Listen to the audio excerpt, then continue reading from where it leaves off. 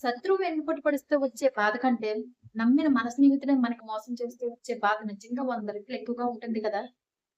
ఎందుకంటే శత్రువు మన మీద దాడి చేస్తాడని మనం ఊహించగలం. కానీ నమ్మిన స్నేహితుడే మనల్ని ఇలా వెన్నుపోటు పొడుస్తాడని మనం ఊహించలేం కదా! మీ జీవితంలో కూడా ఇలాంటి మోసం జరిగిందా? మిమ్మల్ని కూడా నువ్వు నమ్మిన స్నేహితుడే మిమ్మల్ని నట్టేట ముంచాడా? అయితే ఈ వీడియో మీకోసం.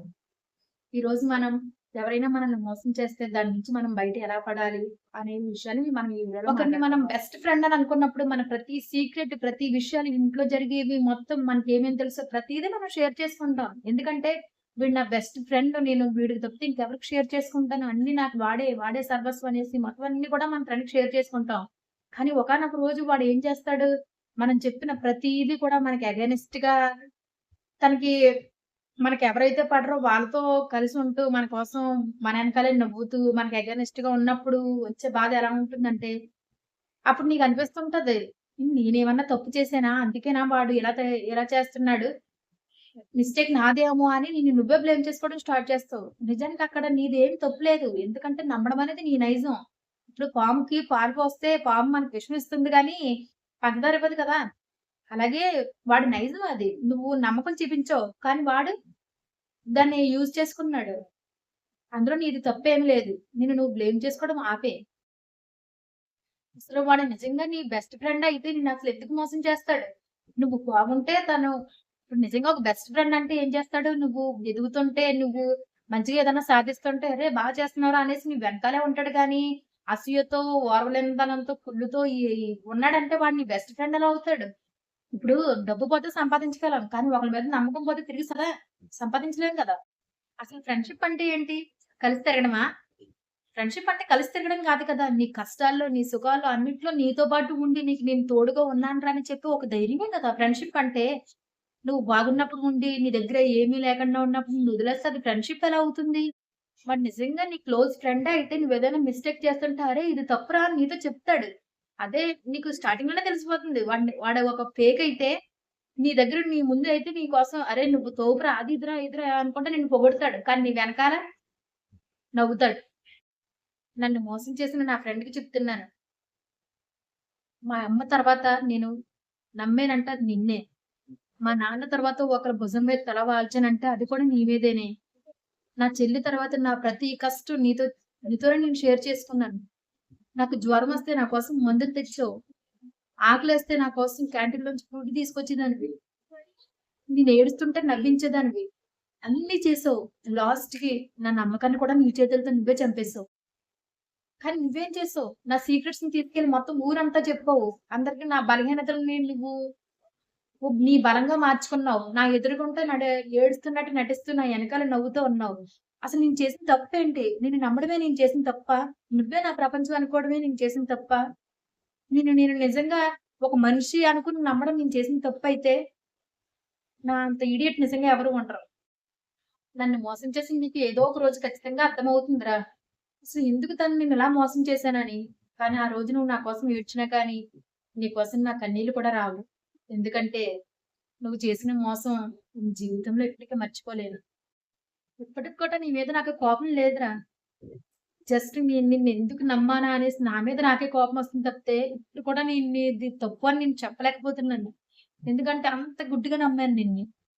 అందరికి అలాంటి ఫ్రెండ్ ఖచ్చితంగా ఎవరో ఒకరు ఉండే ఉంటారు. మనం ఎవరినైతే గుడ్డిగా నమ్మామో వాళ్ళే ఏదో ఒక రోజు టైం చూసి మనల్ని కొడతారు. అప్పుడే మనకు వాళ్ళ వాల్యూ ఏంటో తెలుస్తుంది. వాల్యూ అంటే వాళ్ళు చేసిన గొప్పతనం గాదు. వాళ్ళు మన మీద చూపించిన విషమనే చెప్పాలి. సరే సారీ. సరే తను మనల్ని ఇప్పుడు మోసం చేసాడు. ఇప్పుడు మనం ఏం చేయాలి? వాడితో మళ్ళీ తిరిగి గొడవ పడాలా? లేకపోతే తన మీద మనం రివెంజ్ ప్లాన్ చేయాలా? అలాంటియి ఏం అవసరం లేదు. అవేం చెయ్యొద్దసలు. ఎందుకంటే వాడి స్థాయికి మీరు దిగజారొద్దు. వాడు మిమ్మల్ని తొక్కేయాలనుకున్నాడో, ఎక్కడైతే ఎక్కడైతే నిన్ను తొక్కేయాలనుకున్నాడో, ఎక్కడైతే నిన్ను ఏడిపించాలనుకున్నాడో, అదే ప్లేస్‌లో నువ్వు ఒక సామ్రాజ్యాన్ని సృష్టించు. నీ సక్సెస్ తోటే అవతల వాడికి నువ్వంటే ఏంటో అన్నది తెలియాలి.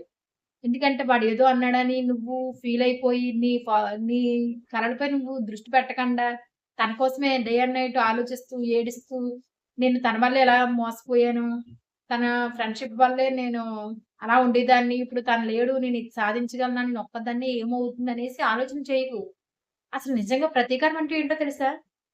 మన సక్సెస్‌తో అవతల వాళ్ళకి సమాధానం చెప్పడమే అసలైన ప్రతీకారం. ఎందుకంటే వాళ్ళనుకుంటారు, నేను లేకపోతే తను జీరో. నేను లేకపోతే తను ఏమి చేయలేదని. అసలా అలాంటి వాళ్ళ థాట్‌లని మనం ఎలా మార్చాలి? నువ్వు లేకపోయినా కానీ నేను సాధించి చూపించగలను. నేను సాధిస్తాను అన్న నమ్మకం నీలో ఉండాలి.